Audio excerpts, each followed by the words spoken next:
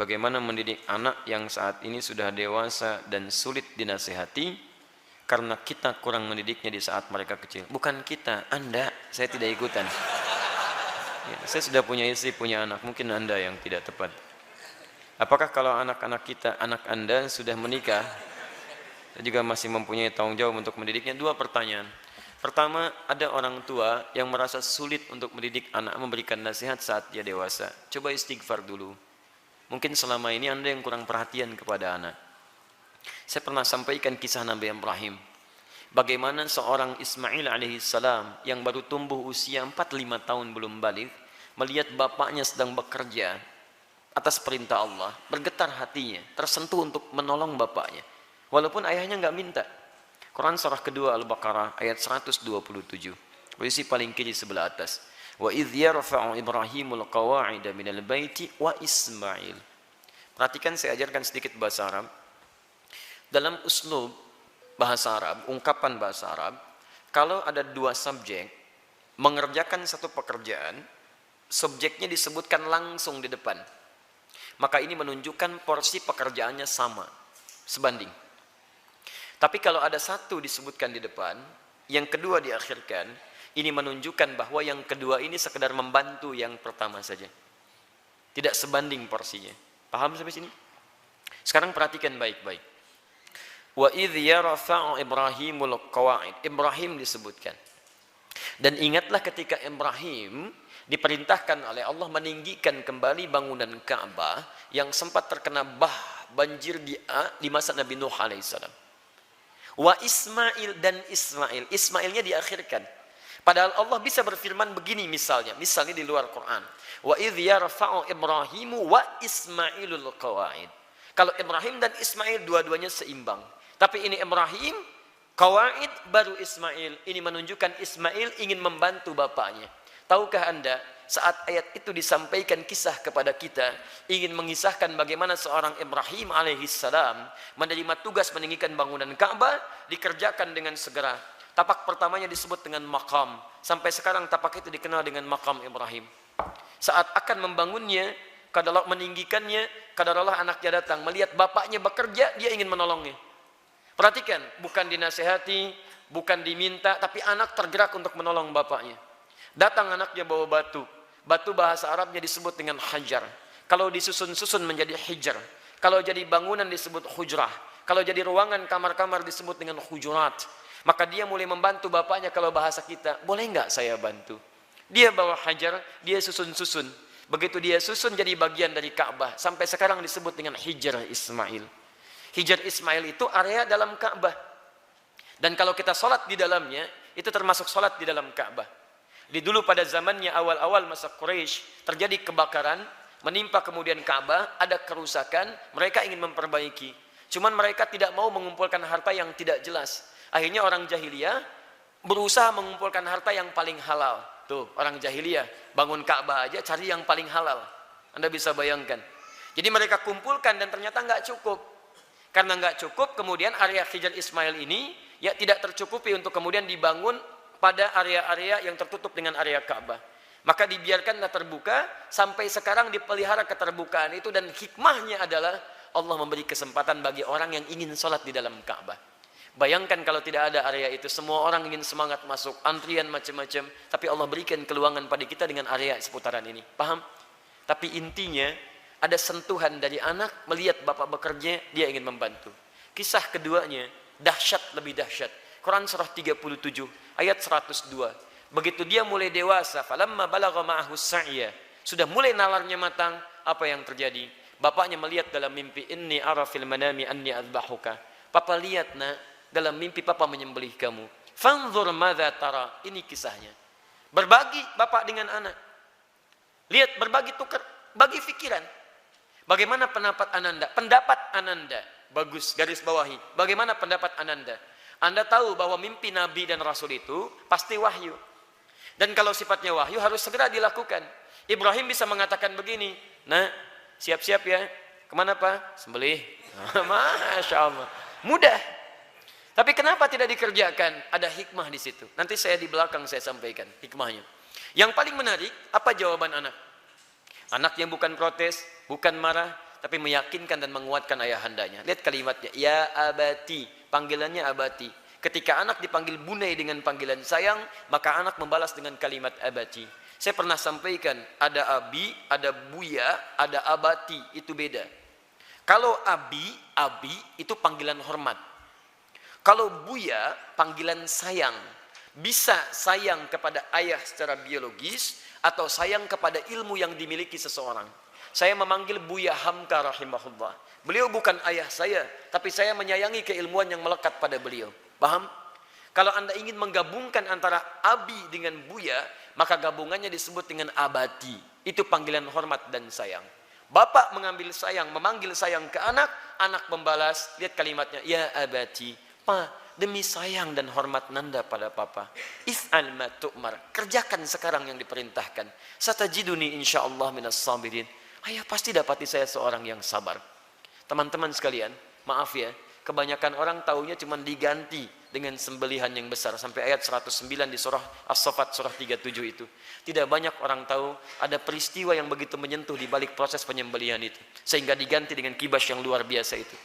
Buka kitabnya Al-Akhlaq lil Banin, karya Ustaz Omar Ahmad Baraja, jilid yang kedua, warnanya biru, halaman 25, posisi paling kanan di sebelah bawah. Teman-teman sekalian, ada 3 peristiwa besar terjadi saat akan disembelih itu. Ketika Ismail mulai diikat, ikatan mulai terasa longgar. Kata Ismail, duhai ayahanda, tolong kencangkan ikatan ini, supaya nanti saat saya akan disembelih, tidak merontak saya, dan tidak membuat ayah iba dan tidak jadi menyembelih saya.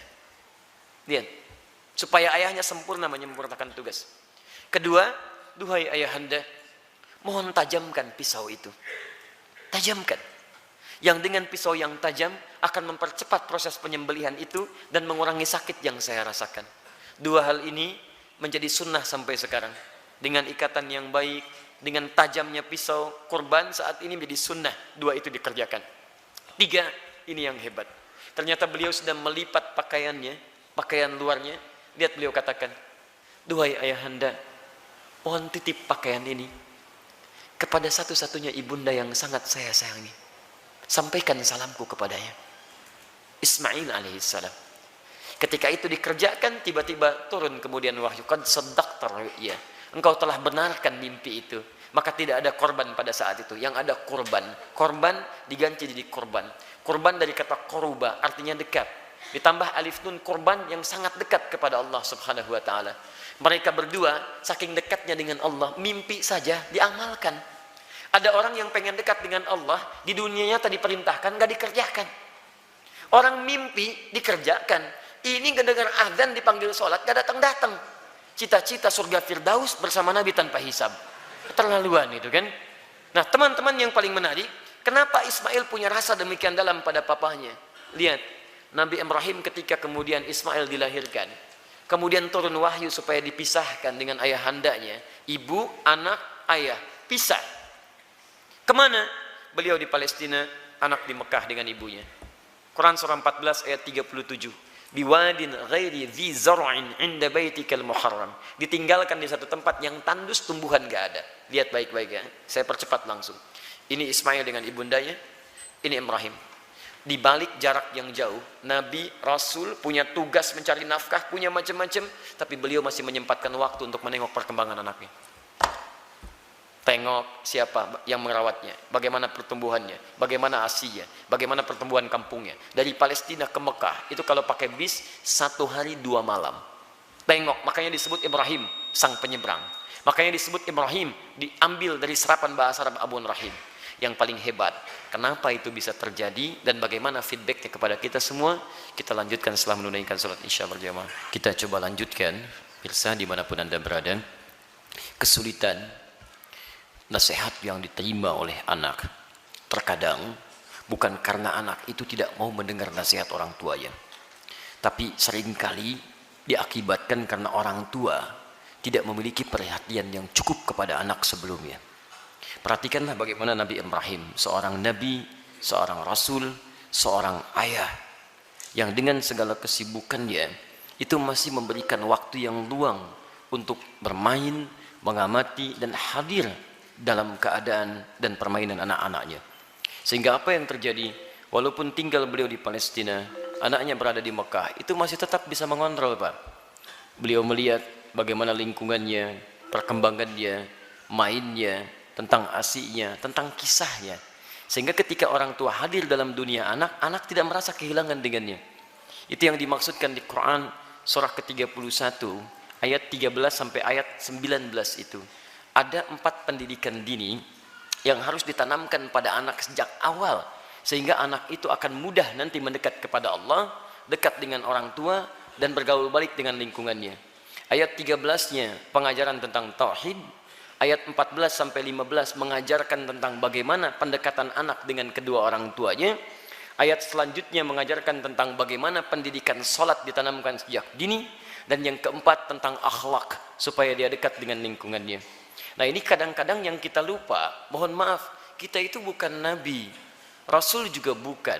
Surganya tidak sedekat Nabi Ibrahim. Maaf, gelar kita bukan Khalilullah, bukan Abul Anbiya. Sesibuk apa sih?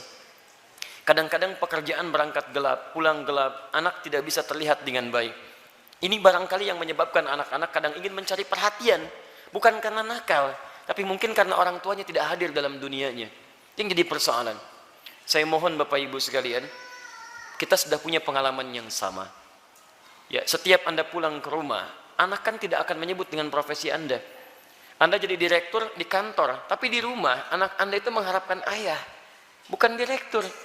Pernah Anda pulang disambut oleh anak, Pak Direktur, Masya Allah, hebat kalau begitu Anda. Saya selama ini pulang ke rumah, anak kami masih kecil-kecil. Sejak dia usia 3 tahun, anak yang pertama, itu menanti depan rumah. Gak pernah saya pulang sampai ke rumah dibuka, sampai hari ini dengan adiknya. Kalau menyambut kami, datang dia berdua, tidak pernah memanggil sampai hari ini, Ustadz, tidak. Ternyata mereka menunggu ayahnya gitu.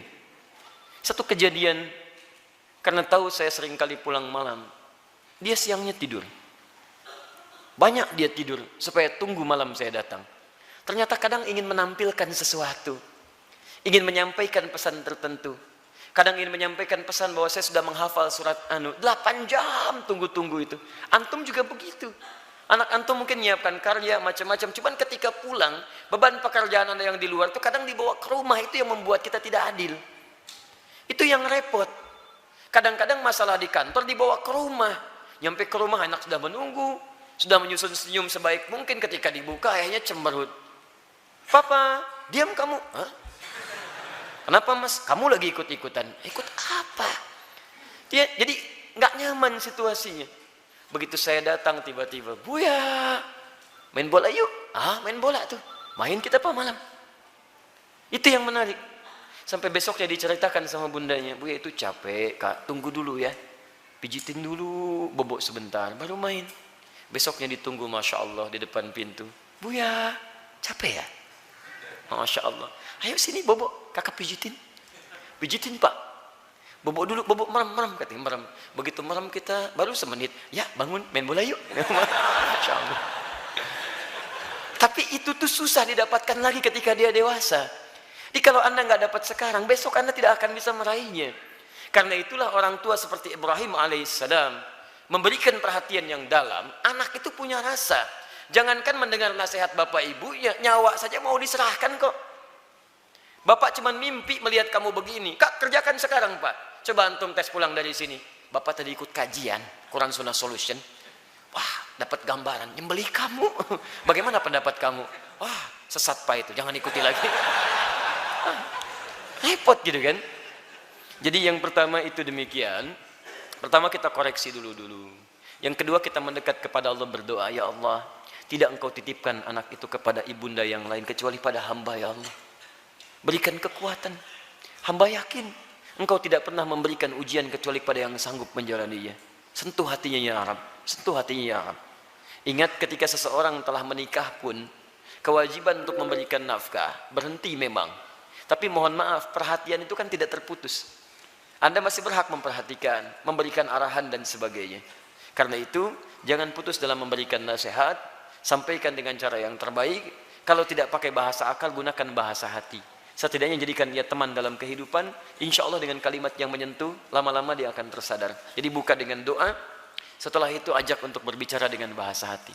Nah, mama bersyukur kamu sekarang sudah tumbuh dewasa, cukup pintar, teman kamu banyak.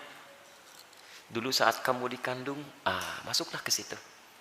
Besar harapan mama terhadap kamu. Tiap malam mama bermohon kepada Allah mengalirkan air mata. Supaya kita itu bisa sama-sama duduk, sama-sama tersenyum. Kita bisa bahagia. Saat kamu berada dalam sekian bulan, harapan itu semakin tinggi. Ayah menambah peluk keringatnya supaya kamu bahagia. Kami berdoa supaya kamu tidak seperti kami. Makannya mungkin terbatas dan sebagainya. Pelan-pelan sampai sudah masuk ke dalam jiwanya, baru antum sampaikan nasihat-nasihat kebaikan. Insya Allah pelan-pelan di situ akan hadir kebaikan-kebaikan. Demi Allah saya katakan, sepanjang menjadi orang tua akan ada satu chemistry yang terbangun antara dua hati, yang satu